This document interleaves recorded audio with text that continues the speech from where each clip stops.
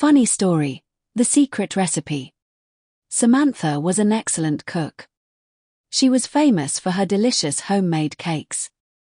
Every weekend, people would line up at her bakery to buy her famous cakes.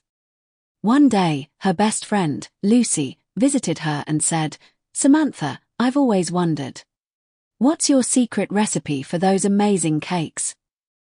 Samantha smiled and said, "Well, Lucy, I can't just give away my secret recipe. It's a family tradition, but I can show you how I make it." Lucy was very excited. She sat down and said, "Please. I promise I won't tell anyone." Samantha agreed and started explaining. First, you mix the ingredients carefully, then bake them slowly at a low temperature. After that, you need to add the finishing touches to make it perfect.